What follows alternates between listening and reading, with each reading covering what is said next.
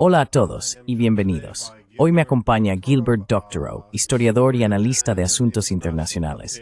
Bienvenido de nuevo al programa. Me alegra volver a verte. Sí, igualmente. Así que supongo que el gran problema sigue siendo las consecuencias de este ataque a las fuerzas nucleares rusas.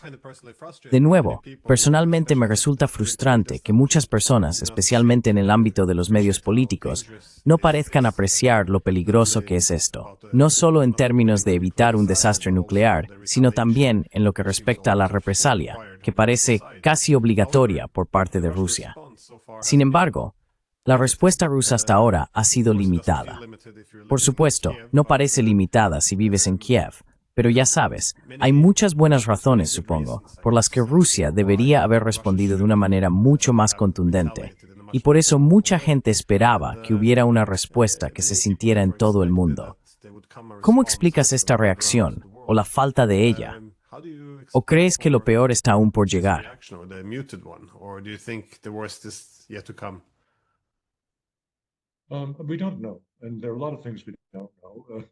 No lo sabemos, y hay muchas cosas que no sabemos.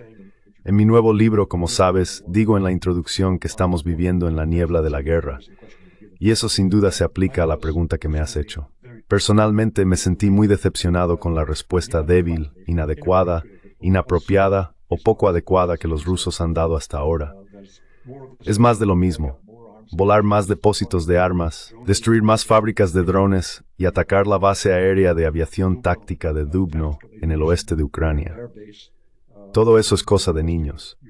Con los cientos de miles de millones de dólares en armamento que Occidente ha enviado a Ucrania, podrían pasarse otros 5 años destruyendo cosas y no acabarían con todo.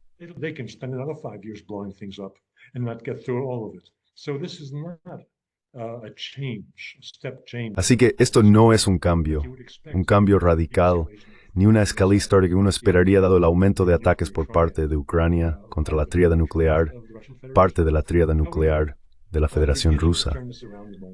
Sin embargo, empiezo a replanteármelo y pienso que quizá estoy siendo injusto y razonable, porque estoy tan desinformado como todos los demás sobre de qué hablaban exactamente el señor Putin y el señor Trump en su conversación telefónica de 1 hora o 1 hora y media. Si miras los medios independientes, los medios alternativos, todo el mundo especulaba sobre si a Trump se le estaba preguntando cuánto sabía o no sabía de antemano o en tiempo real sobre este ataque.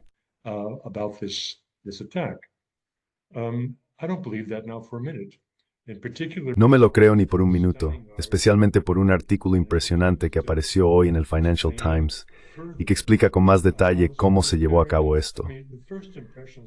Quiero decir, la primera impresión que todos tuvimos fue, madre mía, los ucranianos han atacado a 4.000 kilómetros dentro de la Federación Rusa. Vaya, esto es guerra con drones. Nos llevó un tiempo entender que esos drones probablemente estaban solo a 20 o 30 kilómetros de las bases aéreas, quizás solo a 50. En cualquier caso, estaban cerca de las bases aéreas en estos remolques especiales con techos que se abrían por señal y demás. Así que eso ya pone en duda cuánta ayuda externa se necesitaría para esto.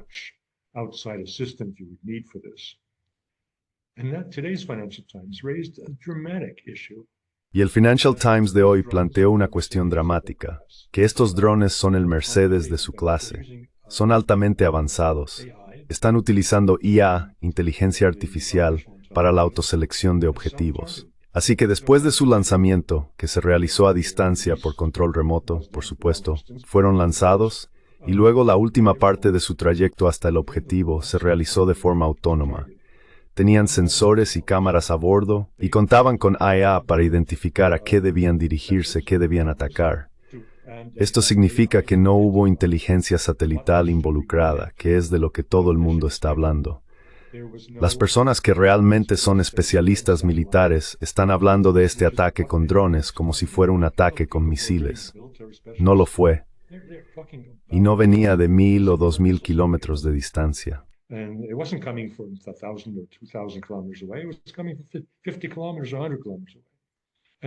Venía de 50 kilómetros o 100 kilómetros de distancia y se guiaba por sí mismo. Así que la implicación británica y estadounidense era nula. Y sí, la gente dirá, oh, Dr. O está citando el Financial Times. Eso es solo un periódico inglés. Pero espera un momento, lo cito porque coincide con lo que veo en la televisión rusa todos los días y con lo que hacen los rusos. La cuestión es que los rusos y los ucranianos son iguales. Esta es una batalla entre iguales en términos de competencia técnica en ciertos ámbitos, no todos, obviamente. Y la guerra con drones es el juego de hoy. La guerra de artillería existe, pero ha sido superada por la guerra con drones, donde los ucranianos están a la par con los rusos.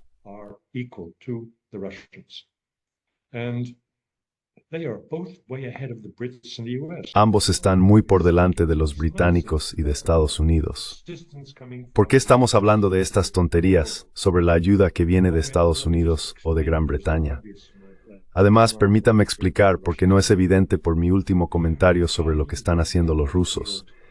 Ellos están guiando sus ataques en el campo de batalla no por inteligencia satelital, sino por lo que les indican sus drones de reconocimiento en tiempo real. Ahora bien, no hace falta ser un genio ni un experto militar para entender que la información que proviene de un dron que está a 10 kilómetros de distancia es mucho más rápida que la información que llega de un satélite que está a 500 kilómetros.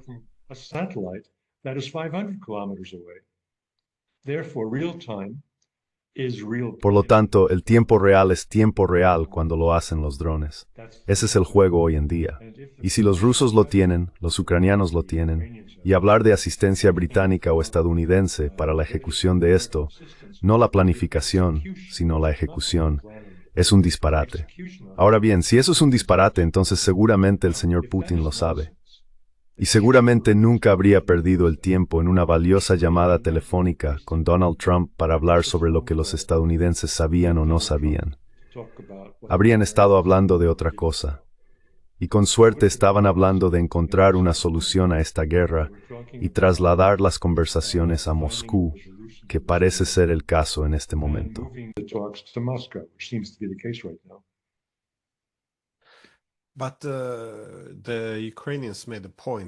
Pero los ucranianos señalaron que este ataque había sido planeado con 18 meses de antelación. Y como también hemos sabido por este artículo del New York Times, fue hace 1 o 2 meses, casi toda la planificación militar la había realizado Estados Unidos. Sin embargo, es difícil imaginar, no estoy seguro del grado de implicación, pero que al menos los estadounidenses y los británicos debían de tener algún conocimiento de esto, dado que los drones habían sido enviados, almacenados y coordinados y planificados de esta manera. Si no, morder la mano que te da de comer. Porque si los ucranianos hubieran hecho esto sin el conocimiento de los estadounidenses, manteniéndolos al margen, ¿no habría creado esto muchas divisiones?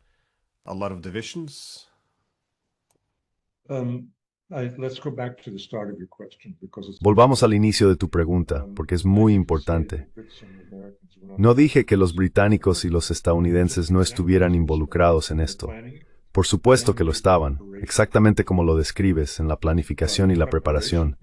Pero la preparación, ¿quién sabe cuándo terminó la preparación? Podría haber terminado hace 1 año. Podría haber terminado hace 2 años. No. Hace 2 años no, hace 1 año seguro. Alguien tuvo que traer esos drones y esos camiones que cruzaron por Bielorrusia, según tengo entendido. Pero más importante aún, alguien tuvo que ubicarlos cerca de las bases. Ahora bien, la presencia de inteligencia estadounidense de la CIA en Rusia no es tanta. La presencia británica en Rusia es grande y han estado involucrados en todas las operaciones de bandera falsa escandalosas que hemos visto en los últimos 3 años.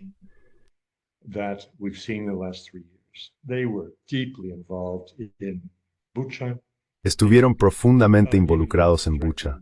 Ni siquiera participaron directamente en la guerra, pero para desacreditar a los rusos y al grupo del señor Putin en particular, sin duda fueron ellos quienes mataron a Navalny. ¿Y cómo lo hicieron? ¿Cómo pudieron llegar hasta Navalny en ese lugar tan remoto? Bueno, Los británicos tienen sus manos en todas partes. Por eso creo que estuvieron muy implicados en la preparación de este ataque, cuando los drones fueron llevados y almacenados cerca de las bases. Así que hay una razón por la que el señor Lavrov señalaba, entre los anglosajones, a los británicos. Los rusos tienen un resentimiento contra los británicos, y con razón, porque realmente han sido los perros que ladran y muerden, a diferencia de los caniches y perritos falderos que conocíamos de la época de Tony Blair. Well,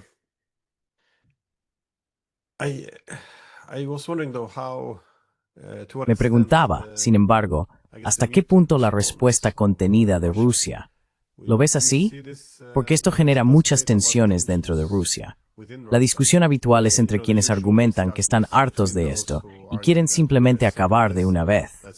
No estoy seguro de que eso sea posible, acabar rápidamente, aunque quisieran, sin volver a arrasar ciudades enteras. Mientras tanto, otros defienden que lo que están haciendo ahora es lo correcto, desgastar gradualmente al ejército contrario. Se pueden tener indicadores objetivos para medir cosas como la falta de personal, la reducción de equipamiento, el aumento de problemas económicos, la falta de cohesión social, las deserciones, el número de bajas.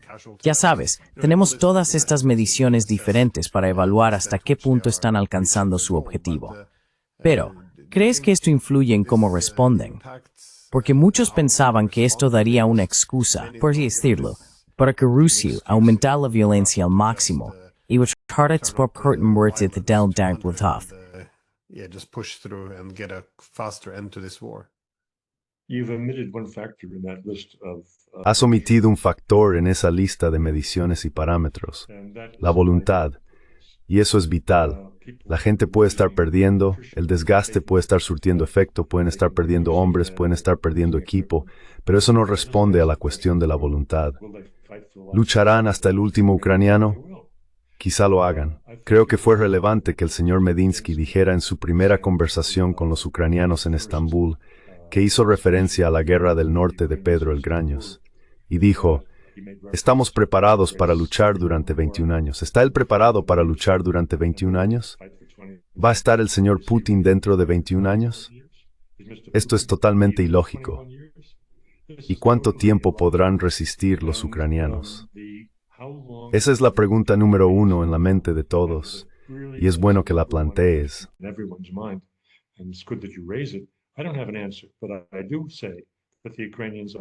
No tengo una respuesta, pero sí digo que los ucranianos son mucho más capaces, mucho más decididos y menos propensos a desertar y huir del campo de batalla de lo que muchos de mis colegas afirman o sugieren. Al mismo tiempo, toda la lógica del momento en que comenzó esta guerra, en febrero de 2022, se basaba en una lógica de ventana de oportunidad que Rusia comprendía, que el señor Putin y sus asociados entendían que estaban a prueba de sanciones tras 8 años de preparación de su sistema financiero, socios comerciales, etc., y que tenían una ventaja estratégica sobre Occidente con sus nuevos sistemas de armas que no solo habían sido probados, sino también desplegados. Ahora, debemos aplicar la misma medida hoy. ¿Tiene Rusia una ventana de oportunidad ilimitada? Yo digo que no. Cuando Occidente está destinando cientos de miles de millones de euros, empezando a asignar cientos de miles de millones de euros para aumentar la producción militar, eso tendrá efecto.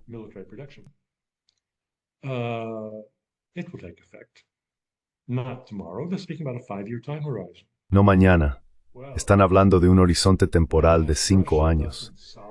Bueno, si Rusia no resuelve esto mucho antes de que pasen esos 5 años, entonces vamos a tener la Tercera Guerra Mundial. Sí, efectivamente, estoy de acuerdo contigo, pero no es mañana porque Occidente no está preparado para ello mañana. Rusia sí lo está. Por lo tanto, si el señor Putin sigue la lógica que utilizó cuando inició esta guerra, atacará ahora de forma dramática.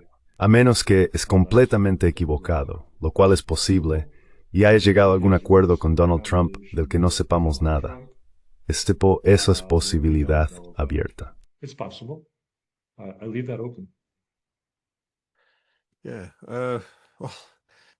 Sí, bueno, esto es así. Es muy difícil saber de qué están hablando a puerta cerrada. Solo añadiría este comentario. Lucharon durante 21 años. la Gran Guerra del Norte, de 1700 a 1721. Así que han pasado más de 300 años. La forma en que está estructurada la sociedad, la disposición a librar guerras prolongadas, la economía que lo respalda, la naturaleza de las relaciones internacionales, mucho de esto ha cambiado con el tiempo. Así que no estoy seguro de que hoy en día se pudiera llevar a cabo una guerra de 21 años simplemente porque se logró hace 3 siglos.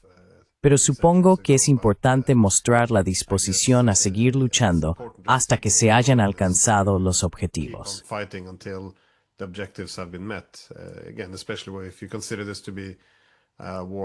De nuevo, especialmente si consideras que esto es una guerra por la supervivencia y que se quiere enviar una señal clara al adversario de que no hay intención de hacer concesiones en estos temas clave.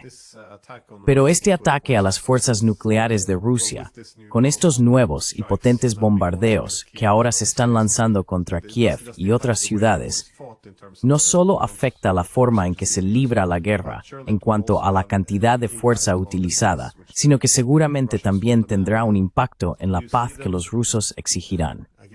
¿Crees que ahora se están preparando para establecer demandas más altas? ¿O porque la retórica se ha vuelto mucho más dura? Parece que ahora, de nuevo, antes hablaban de destruir Ucrania, pero ahora, creo, es más fuerte. Sería mejor que no hablaran de destruir Ucrania, pero tú hablabas de destruir.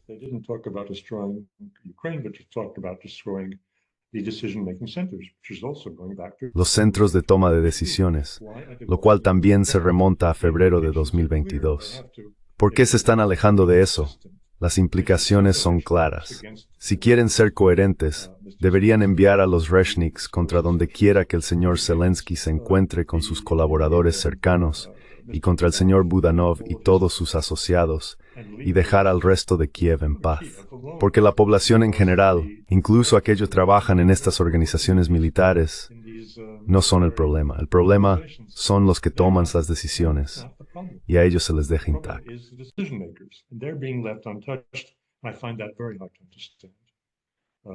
Me resulta muy difícil de entender.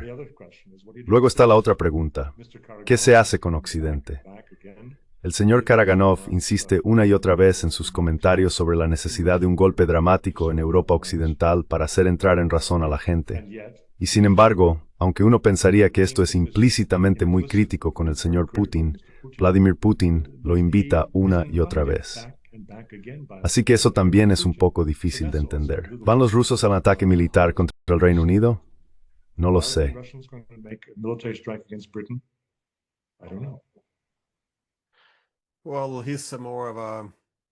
Bueno, él es más bien, supongo, un elemento belicista. Pero Karaganov también asiste a esta reunión de Valdai cada año.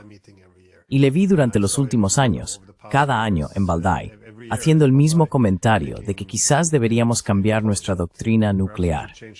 Y Putin se oponía a ello cada año cuando nos reuníamos en Valdai, diciendo que no, que teníamos que mantenerla como está, con previsibilidad y estabilidad, todo eso. Pero luego, por supuesto, al final, acabó siguiendo su consejo, dado que, bueno, lo que él argumentaba era que Occidente se estaba volviendo cada vez más irresponsable en cuanto a los ataques estadounidenses de largo alcance en Rusia.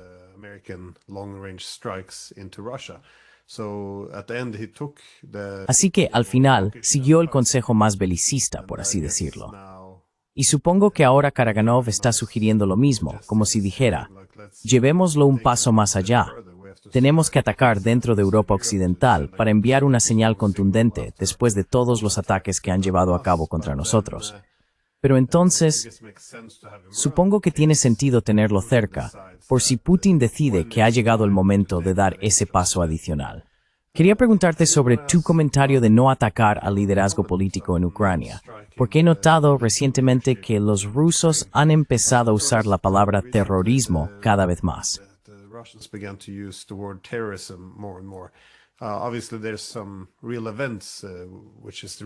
Obviamente, hay algunos hechos reales detrás de esto, como el ataque deliberado de Ucrania a trenes que no tenían ninguna función militar. Es decir, de nuevo, atacar deliberadamente a civiles. Por eso podría considerarse terrorismo, si definimos el terrorismo como atacar a civiles para aumentar el miedo con fines políticos. Pero también es cierto que si esta operación militar especial se define más como una guerra contra el terrorismo, podría abrirse el espacio legal para empezar a atacar también a líderes políticos. ¿Lo ves de forma similar o crees que estoy interpretando demasiado? Do you see it in a similar way, or do you think I'm reading too much into this? No, I think your reading is correct. It's entirely possible. No, creo que tu interpretación es correcta. Es totalmente posible. El señor Putin es abogado, eso es una bendición, y también una maldición, porque muchas de sus decisiones se toman buscando matices legales del derecho internacional, mientras que Estados Unidos y muchos otros países, Israel es un ejemplo destacado, no prestan ninguna atención al derecho internacional, y ni siquiera lo piensan dos veces. Rusia sí lo hace, y no estoy seguro de que eso sea tan sensato, pero they score out by three graniosers, brawl the race their head to balls ni members of technology for you say relkik toward these. To legitimize Exactly. the assassination of Mr. Zelensky and his associates. Yes, that's true. Yeah. And in terms of this, Y en cuanto a esta paz, no solo ahora ven más difícil convivir con el actual Estado ucraniano en el futuro. Es decir, cualquier negociación de paz ahora tendría que incluir al menos un cambio de régimen, sino que, en cuanto a cualquier paz futura, ¿hasta qué punto ves que Rusia imagina cómo sería vivir junto a Occidente en el futuro? Porque después de estos ataques, ¿crees que los rusos están renunciando a esta reconciliación con Occidente tras la guerra? Se sigue escuchando que una vez que esto termine, todos se beneficiarán de buscar algún tipo de reconciliación, empezar a comerciar juntos, tener relaciones normales, lo que beneficiaría a ambas partes. have normal relations, which would benefit both sides. But there seems to be a lot of anger now, not just from the Pero ahora parece haber mucha ira, no solo por parte de los políticos y el ejército, sino que también la percibo en la sociedad.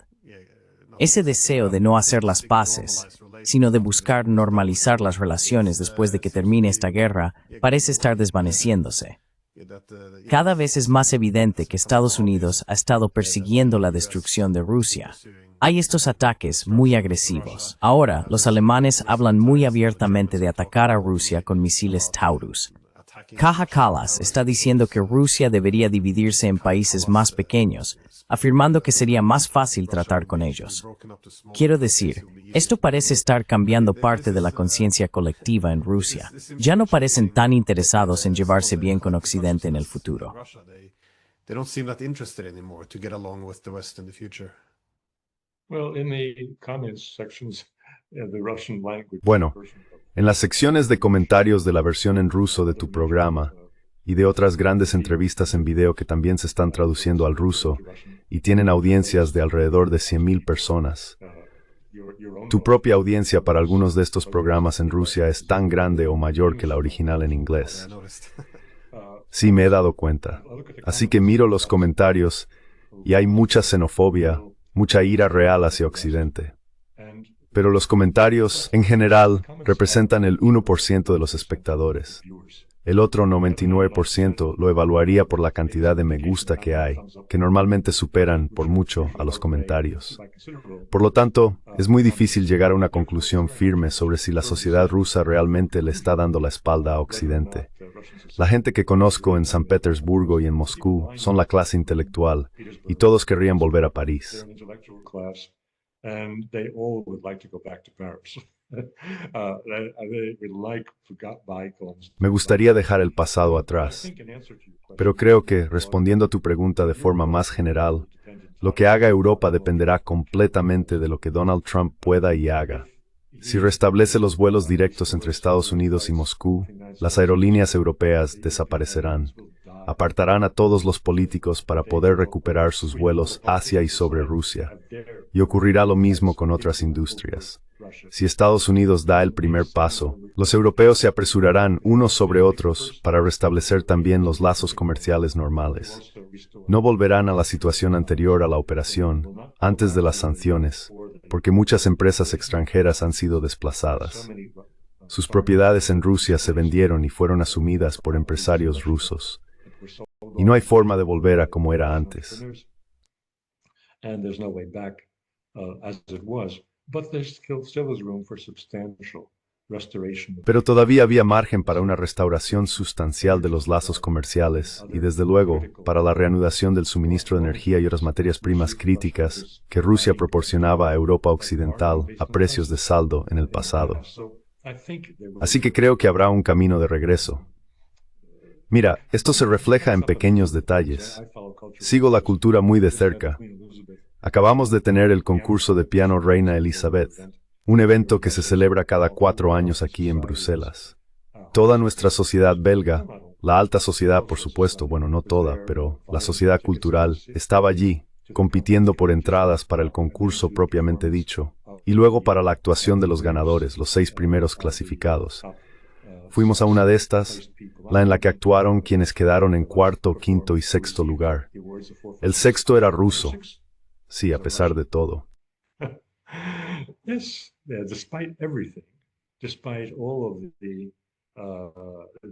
A pesar de toda la hostilidad hacia Rusia, se reconoció el talento excepcional de este hombre.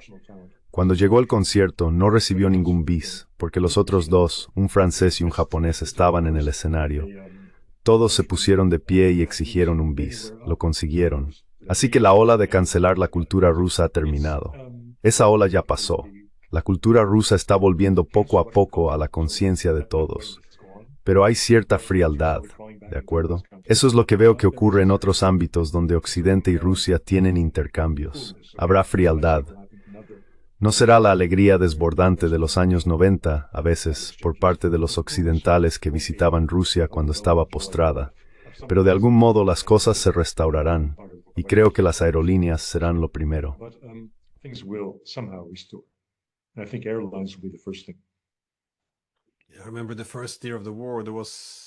Recuerdo el primer año de la guerra. Todo tuvo que ser cancelado. Había, creo, un concurso de árboles antiguos y cancelaron el árbol ruso como nominado. Esperaba que ese fuera el punto máximo de odio. Después de eso, pensé que empezaríamos a dejar que prevaleciera la calma y volveríamos a un comportamiento más normal. Pero espero que podamos estar volviendo atrás, porque mucho de esto parece irracional, muchas de las cosas que se han hecho. Pero me preguntaba, ¿cómo lo ves tú? Porque de todos modos no vamos a volver al mundo antiguo después de que esto termine. Eso parece haber desaparecido. De hecho, creo que el mundo que existía, incluso antes de los ataques a las fuerzas nucleares de Rusia, probablemente tampoco volverá. Pero, ¿cómo ves hasta qué punto la política exterior de Rusia podría militarizarse como resultado de esto? Quiero decir, en cierta medida ya lo ha sido. Es decir, el poder militar de Rusia, su experiencia en la guerra con Drone.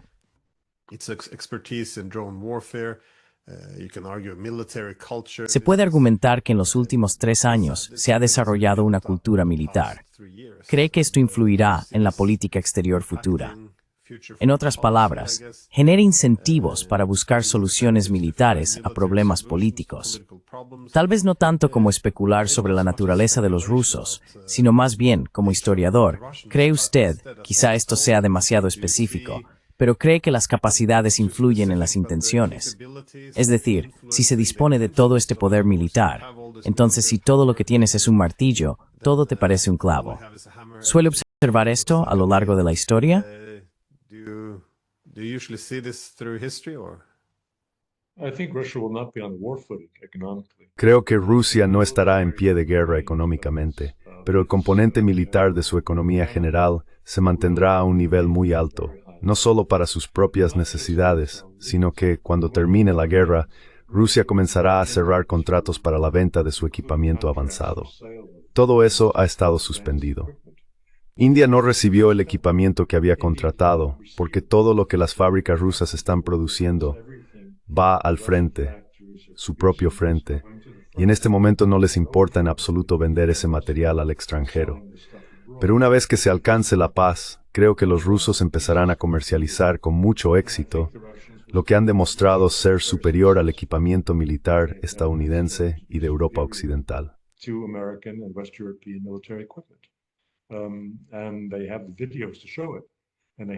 Y tienen los videos para demostrarlo, y tienen los trofeos para demostrarlo, porque han llevado a Moscú tanques Leopard y equipamiento estadounidense como trofeos.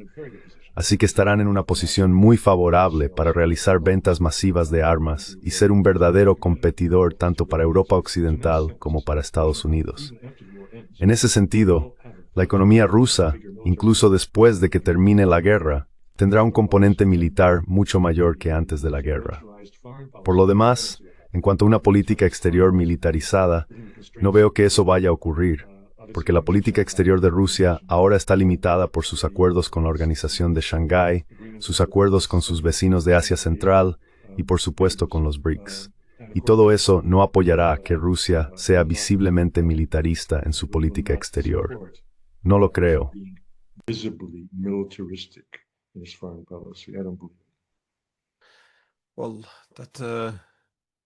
Bueno, eso me hace pensar que sí, obviamente el complejo militar industrial ruso será mucho mayor y más competitivo. Eso obviamente también tendrá un impacto en la geopolítica. Esto me lleva un poco a mi última pregunta, que quizás sea demasiado amplia. ¿Cuáles serán, supongo, las consecuencias geopolíticas más amplias de que esta guerra llegue a su fin? Quiero decir, parece que va a haber mucho resentimiento durante muchos años en ambos bandos. Así que esto terminará. Incluso si terminara en Europa, acabaremos discutiendo sobre Georgia o Moldavia, o el Mar Negro, el Mar Báltico, el Ártico.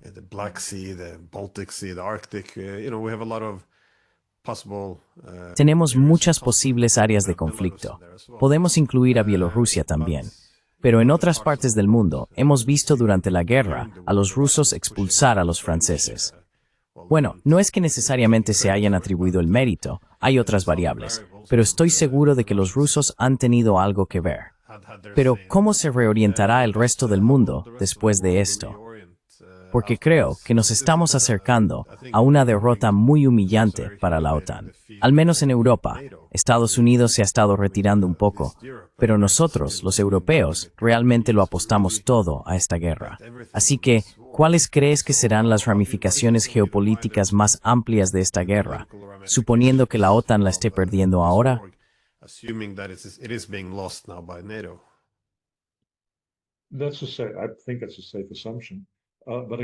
Creo que es una suposición segura. Pero una vez más, creo que tenemos que fijarnos en lo que hace Donald Trump. Porque él tiene la capacidad, Estados Unidos tiene la capacidad de influir realmente en lo que hace Europa y en cuánto tiempo permanece el detritus en el poder hoy en día. Y con eso me refiero a von der Leyen y a nuestro maravilloso jefe de la OTAN, cuánto tiempo permanecen en sus cargos. Estados Unidos tiene la capacidad de influir en su destitución. Pero para eso, Donald Trump tiene que mantener su capital político en casa. Tiene que lograr éxitos en su política interna.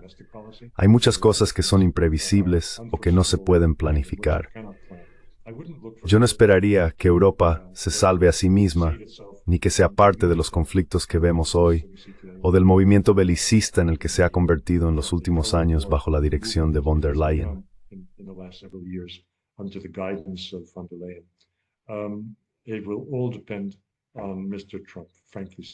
Todo dependerá del señor Trump, francamente, según lo veo yo. Nos guste o no, por supuesto, a mucha gente no le gusta, pero él tiene en su mano, o puede tener en su mano, la posibilidad de lograr un resultado beneficioso, un cambio en el panorama político de Europa que facilite la negociación de una nueva arquitectura de seguridad. Con las personas que están en el poder hoy, es imposible. No veo ninguna posibilidad para Scholz y Macron. Estaban tan implicados en sus personalidades y en su poder político en la guerra con Rusia, que fue, para ellos, el elemento unificador de la nueva Europa, que no veo que puedan mantenerse en el poder. Pero el único que tiene la fuerza para apartarlos del poder, de una manera u otra, está sentado en el despacho oval en Washington.